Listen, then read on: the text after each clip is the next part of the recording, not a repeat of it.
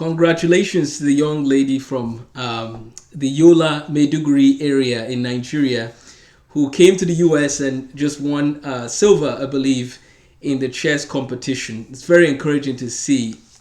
And I want to just talk briefly about, I'm from Adamawa State, Nigeria. I grew up in Yola and then I moved to Lagos, did my primary, secondary school there. But I'm from Adamawa State, Gombe local government from Garkida. And I'm just so encouraged by by what chess can do and for the work of Chess in Slums. Thanks for your work, for helping this young girl to flourish in chess and now she's going to school. This is really good. And I hope that more people can come alongside and support the work that you're doing. I want to tell a quick story about a mathematician by the name of Srinivasa Ramanujan. The reason why I'm telling this story is because chess and math are actually very similar in the sense that all you need, right? In chess, you need the board and you need the pieces. In math, you need a pen and paper.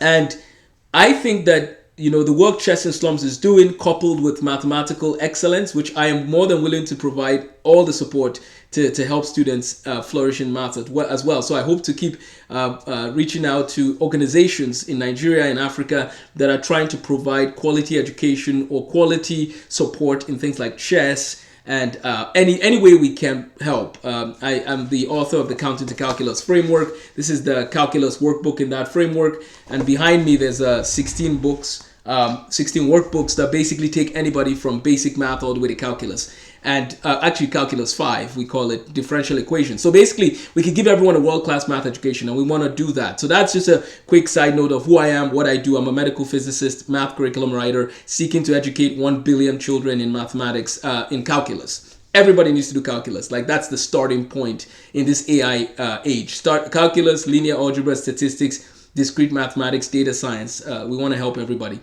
But I want to tell a story about Srinivasa Ramanujan and connect it back to Chess in Slums, and then we'll go from there. So Ramanujan was born in India, grew up there. He wasn't necessarily very wealthy at the time where he wrote a letter to a professor at Cambridge University. And so you have this boy who doesn't have formal education, or this man who didn't have formal education to operate at the highest level, quote unquote, at the institutions. But he wrote a letter to them and he said, basically give me a chance and to study at Cambridge. And the guy who got the letter, G.H. Hardy, wrote a book called The Mathematician's Apology, which is a great book you can read later. But he basically sees the letter from Ramanujan. And when you get a random letter from somebody you don't know, you could just assume, who is this? What do they know? But the notes of Ramanujan were so powerful that he was able to show that these notes are correct. And because these notes are correct, like basically the notes that he attached, another reason to take notes, right? Because of the notes that he attached, Ramanujan's work opened doors for him, and he got a chance to come to Cambridge University. Ramanujan studied at Cambridge University under G.H. Hardy, and believe it or not, there's a whole movie about him, right? The man who knew infinity. Believe it or not, Ramanujan is actually listed as one of the greatest mathematicians of all time. What I would love to see, and my hope and heart's desire, is what is possible when we start giving young people a chance to flourish in Adamawa, in all over Nigeria, in all over Africa. I'm excited to see Chess in Slums continue to inspire and help children go to greater heights. I'm also excited to see calculus in the hands of every young person in Africa. Calculus, linear algebra, statistics, discrete math, and data science. Get them the AI tools they need, right? Of course, we need to work on the infrastructure. That's a concern. That's where we'll turn to my other friend, Michael Faraday. We'll talk about him in a different video. People like Michael Faraday and James Clerk Maxwell, who did work in electromagnetism, and how can we take their principles and build more solid infrastructure of electrical currents and voltage and all of that working, right? So that more children have the lights to do, play chess, do math, and flourish. I'm excited for what's to come. Africa is going to overtake America in STEM. If we have the right tools, we're going to see more and more African nations rise to the top. So I hope you guys will continue supporting the work of organizations like Chess in Slums, and then let's see how we can get every child quality education in Africa and beyond.